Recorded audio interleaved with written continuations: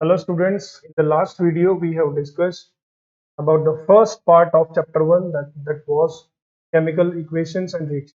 इसमें मैंने आपको डिटेल में बताया था कि रिएक्शन क्या होती है और साथ में हमने कुछ बेसिक्स डिस्कस किए थे और मैंने आपको ये भी सिखाया था कि how people can balance a chemical given equation. ये बहुत सिंपल तरीके से हमने पढ़ा था।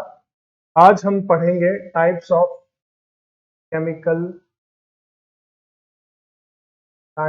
Chemical reaction.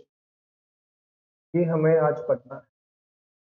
केमिकल रिएक्शंस कितने टाइप की होती है, ठीक है। तो इसमें सबसे पहला जो टाइप है that is combination reaction.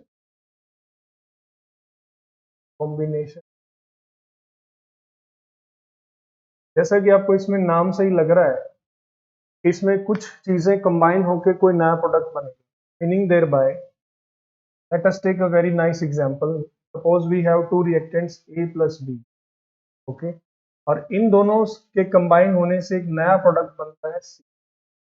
This kind of equations या this kind of reactions are known as combinational, या सिंपल आप ऐसे भी कह सकते हैं। Suppose we have carbon, if we add carbon plus oxygen, will get converted into carbon dioxide. So we can say there are two reactants, and by combining these two reactants we have a single product. Got my idea? So these kind of chemical reactions are known as combinational reaction. ठीक है, अब आपको इसको लिखेंगे कैसे। Combinational reactions की अगर definition अगर आपको देनी हो, मान लीजिए 2 मार्क्स में या 3 मार्क्स में आपसे पेपर में पूछ दिया जाए कि explain the combinational reactions give any two exam, कैसे लिखेंगे। In these kind of reaction, to reactants react together and forms single product. Simple, sound and crispy definition. There is no rocket science involved in that. एक ऐसी अभिक्रिया जिसमें दो अभिकारक reactants, क्या करता है लास्ट वीडियो में, रिएक्टेंट्स को हम अभिकारक कहते हैं। दो अभिकारक मिलकर जब एक एकल उत्पाद बनाते हैं, सिंगल प्रोडक्ट, ऐसी रिएक्शंस को हम बोलते हैं कॉम्बिनेशनल। ठीक है, इसमें कोई दिक्कत। Second is decomposition reaction. First of all इसमें second is decomposition reaction, it is just reverse to the composition reaction. उसमें दो रिएक्टेंट मिलके एक प्रोडक्ट बन रहा था, इसमें बच्चों एक सिंगल रिएक्टेंट से दो प्रोडक्ट बने। Suppose we have reactant A B, ये डिकम्पोज होके ए प्लस बी में कन्वर्ट। तो एक तरीके से कह सकते हैं कि decomposition reactions are reversal of composition reactions. इतना सा है। अब इसमें एक एग्जांपल ले लेते हैं। Suppose we have NH3 will break down into N2 plus, so we have single reactant ammonia है हमारे पास, NH ब्रेक डाउन होके नाइट्रोजन और हाइड्रोजन में डिकम्पोज हो जाए। This is decomposition reaction. अब इसको आप लिख कैसे सकते हैं, इसकी डेफिनेशन अगर आपको लिखनी तो कैसे लिखेंगे। दोज रिएक्शंस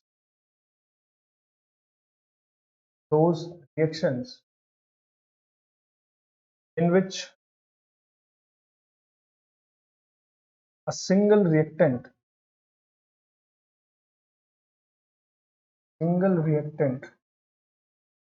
gives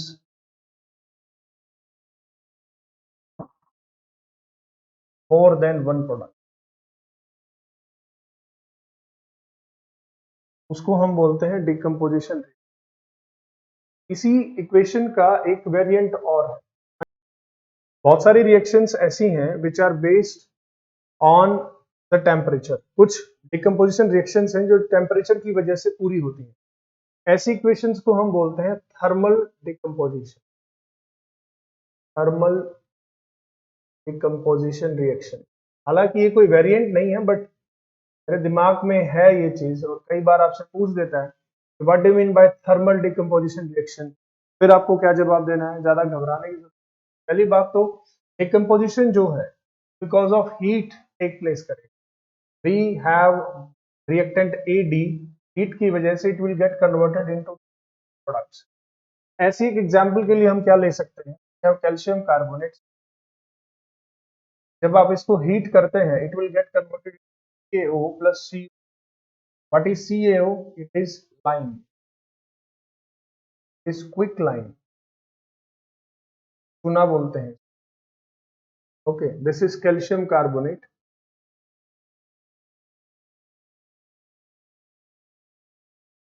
तो संगमरमर का पत्थर भी बोल देते हैं, संगमरमर। Okay, so when you heat calcium carbonate we will get two products। तो हो गया ना, सिंगल रिएक्टेंट है, सिंगल रिएक्टेंट से दो प्रोडक्ट बन रहे हैं, तो ये क्या है, डिकम्पोजिशन रिएक्शन है। बट ये हो किसकी वजह से रहा है, थर्मल यानी कि टेम्परेचर की वजह से। ये जो सिंबल आप देख रहे हैं यहाँ पे, ये सिंबल रिप्रेजेंट करता है टेम्परेचर। समझ में आ रही है बात? तो this is your decomposition reaction. Let's move on to displacement reaction. Displacement reaction में हम एक और पढ़ेंगे, double displacement reaction. But let us take a quick break. Before discuss the displacement reaction, you guys should know what is resistivity series. Yeah, what is reactivity series? Rather than the saying is resistivity, I would say it is reactivity series. ठीक है, metals, कौन से metal किससे ज्यादा reactive है, कम reactive है, ज्यादा reactive, इसकी एक सीरीज है। वो सीरीज आपको पहले एक बार देखना पड़ेगा, तभी आप डिस्प्लेसमेंट और डबल डिस्प्लेसमेंट को अच्छे से पढ़ पाएंगे। So let us study about the reactivity series.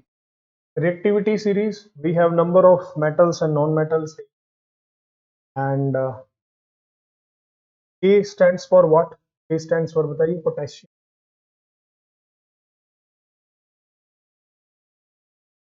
Sodium, is calcium. You have to remember these as I told you earlier. आपको 1 से 20 तक जो एलिमेंट्स हैं उनके symbol, atomic number, mass number, ये आपको टेक्स्ट पे होना चाहिए। Magnesium, aluminium, zinc, iron, lead, hydrogen, copper, mercury, course it is silver, gold and platinum। इस रिएक्टिविटी सीरीज, अब इसमें जो पोटेशियम है, देख रहे हैं, is maximum reactive metal, maximum reactive, सबसे ज्यादा तेजी से रिएक्ट करता है। Platinum is the least reactive.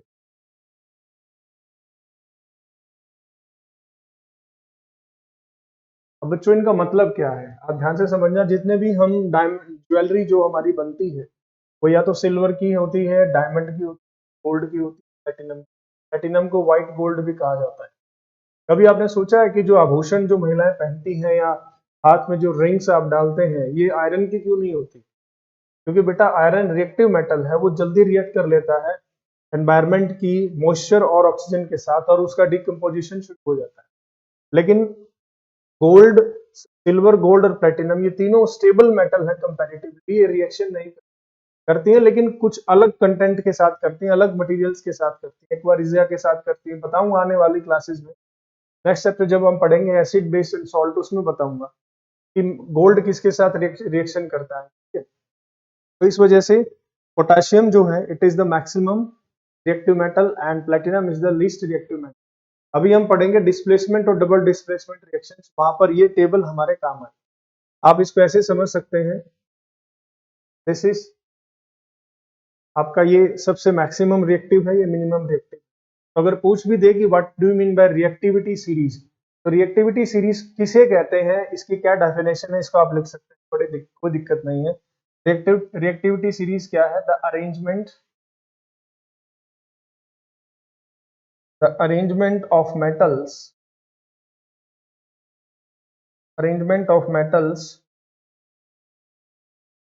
in the arrangement of metals decreasing order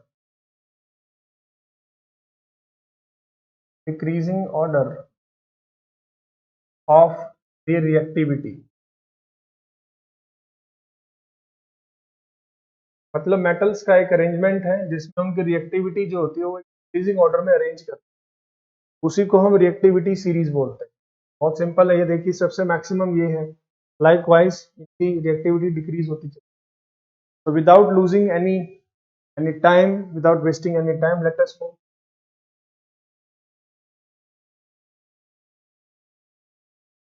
displacement।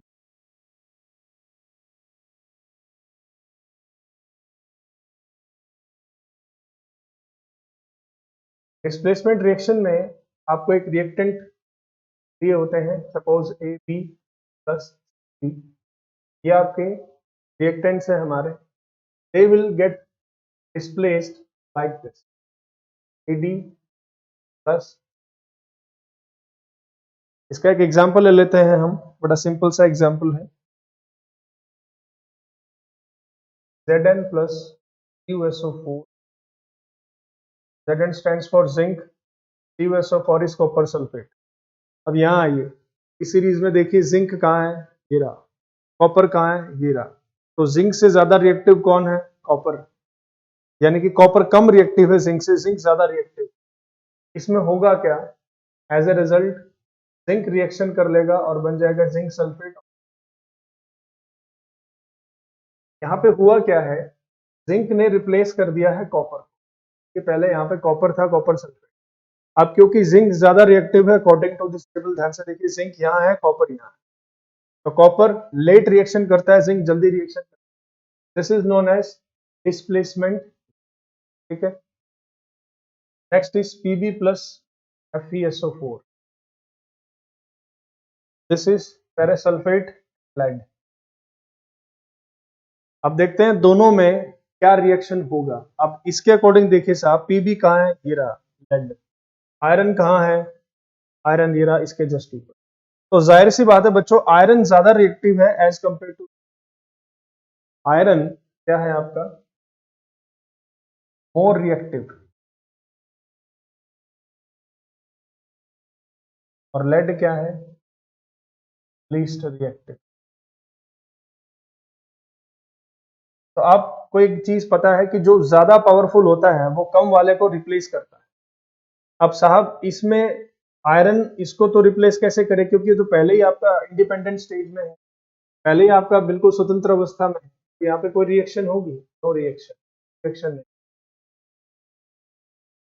क्यों नहीं होगी बेटा? क्योंकि जो लेड है, लेड ऑलरेडी आपका इंडिपेंडेंट स्टेट में है, फ्री स्टेट में, इसके साथ कोई भी सॉल्ट ऐड नहीं है।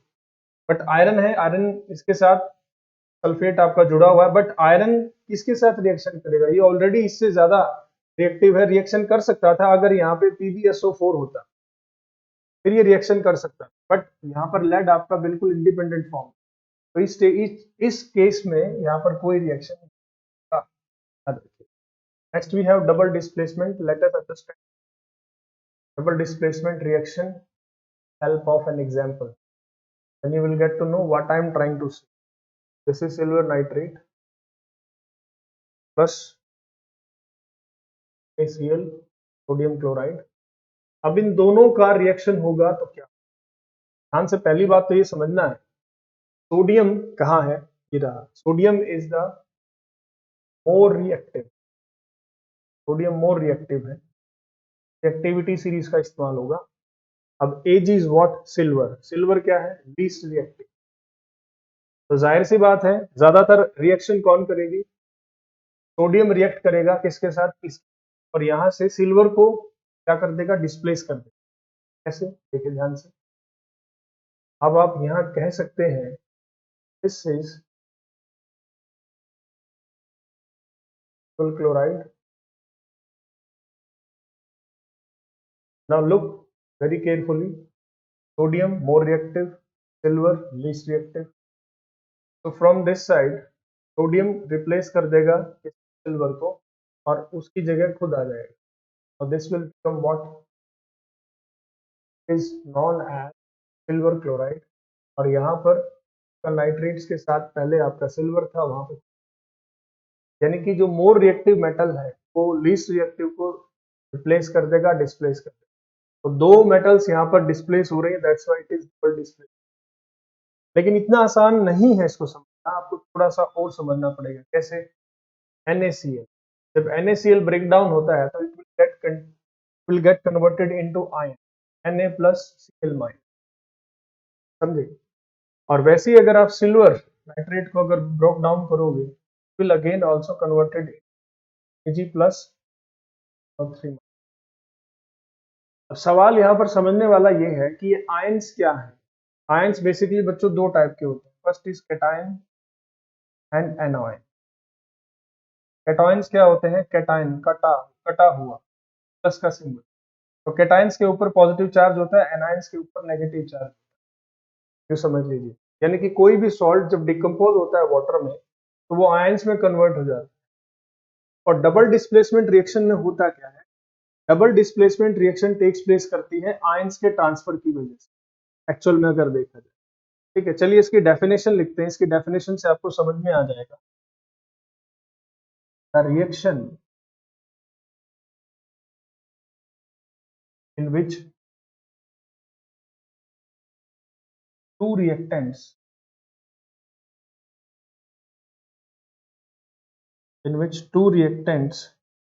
react by exchanging their ions and forms new product। उस रिएक्शन को हम क्या कहते हैं? Double displacement. अब देखिए यहाँ पे क्या लिखा है, reaction in which two reactants react by exchanging their ions. फिर मैंने कहा आयंस में कन्वर्ट हो रही है, आयंस में एक्सचेंज होगा, एक्सचेंज होने की वजह से जो होगा मेटल्स आपके और एक नया प्रोडक्ट बनेगा, इसी को हम क्या कहते हैं? Double displacement. ओके, तो रिएक्टिविटी सीरीज आपकी डिस्प्लेसमेंट रिएक्शन और डबल डिस्प्लेसमेंट रिएक्शन दोनों को समझने के लिए बहुत जरूरी है। पेपर में आ भी जाता है, what do you mean by reactivity series? The arrangement of metals in decreasing order of their reactivity. चलिए लास्ट हिस्से की तरफ चलते हैं चैप्टर में, जिसमें पढ़ना है रिडक्शन और ऑक्सीडेशन। रिडक्शन और ऑक्सीडेशन के ऊपर अच्छे खासे सवाल पूछे जाते हैं। कैसे सवाल आएंगे? कैसे न्यूमेरिकल्स पूछे जाएंगे? आपको रिएक्शन दे दी जाएंगी, केमिकल इक्वेशंस दे दी जाएंगे और आपको आपसे पूछा जाएगा कि इसमें रिडक्शन हो रहा है कि ऑक्सीडेशन हो रहा है, या रिड्यूसिंग एजेंट कौन सा है, ऑक्सीडाइजिंग एजेंट कौन सा है। Let us study about reduction and oxidation. Next is oxidation and reduction. very simple but complex topic, very easy but very important but complex क्यों कह रहा हूं आप थोड़ी देर में खुद समझ। फर्स्ट ऑफ ऑल ऑक्सीडेशन का मतलब क्या, तो समझिए, सारी कहानी समझ में आ जाए। The addition of oxygen, the addition of oxygen or removal of hydrogen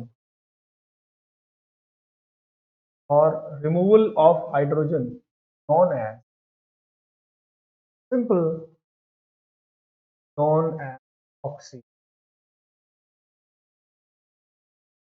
यानी कि किसी भी केमिकल रिएक्शन में अगर ऑक्सीजन ऐड हो रहा है या फिर हाइड्रोजन रिलीज हो रहा है या रिमूव हो रहा है, तो ऐसी रिएक्शन को हम क्या बोलते हैं? Oxidation reaction. Meaning there bye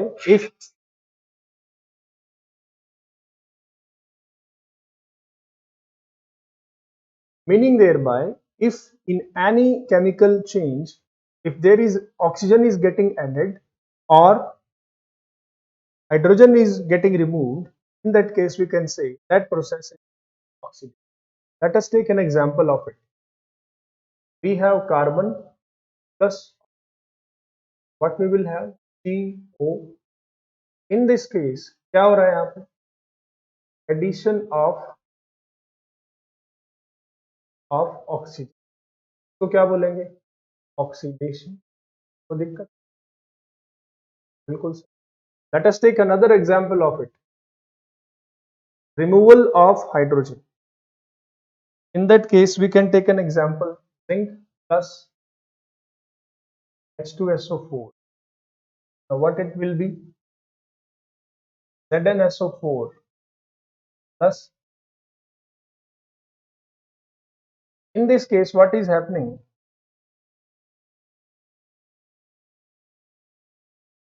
Removal of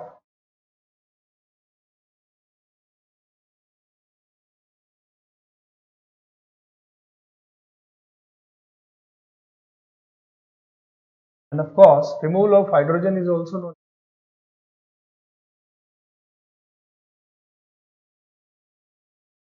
okay अब एक चीज और है बच्चों यहाँ पे समझने वाली, एडिशन हो रहा हो तो भी ऑक्सीडेशन, रिमूवल हो रहा हो तो भी oxidation. Removal of what? Hydrogen. Please mark my words, removal of hydrogen. अब यहाँ पे जो कार्बन है, कार्बन क्या कर रहा है, ऑक्सीजन को अपने साथ ऐड कर रहा है, तो इस कार्बन को हम यहाँ पे क्या कहेंगे, reducing agent. What will reducing,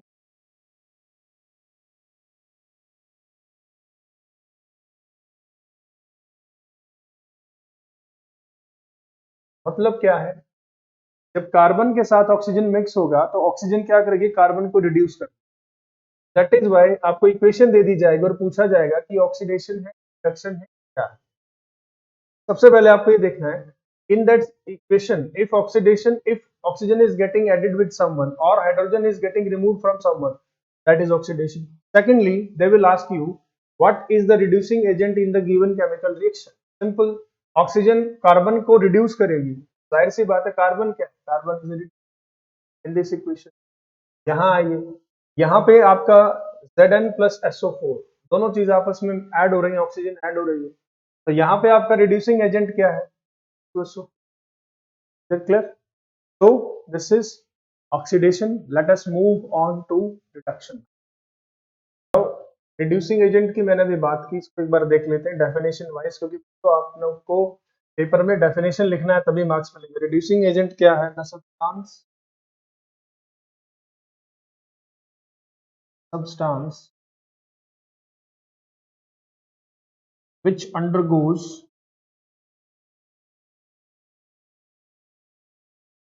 oxidation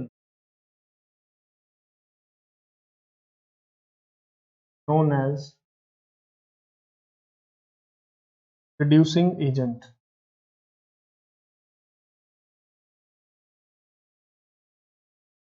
reducing यानी कि जो भी सब्सटेंस केमिकल रिएक्शन में के साथ ऑक्सीजन ऐड हो रहा है या उसमें से हाइड्रोजन रिमूव हो रहा है, तो उसको हम क्या बोलेंगे, रिड्यूसिंग एजेंट। इस केस में कार्बन है, इस हमारा जो रिड्यूसिंग एजेंट है वो ये है। चलिए अब चलते चलते रिडक्शन भी समझ लेते हैं। रिडक्शन को समझना है तो ऑक्सीडेशन से ही हम समझ पाएंगे, बड़ा सिंपल है। ध्यान से देखिए, इसमें क्या था, ऑक्सीडेशन में द रिमूवल ऑफ ऑक्सीजन, इसको काट देते हैं यहाँ। रिडक्शन में हम क्या कहेंगे, द एडिशन ऑफ हाइड्रोजन, एक बात, और रिमूवल ऑफ ऑक्सीजन, उसको हम क्या कहेंगे, रिडक्शन। मेरी बात समझ आ रही है आपको? ठीक है, इसके एग्जांपल्स मैं अभी कराऊंगा, don't worry.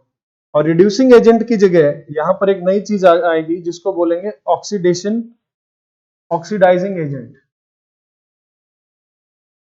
Oxidising. whenever we are talking about reduction के बारे में जब हम बात, the substance which undergoes reduction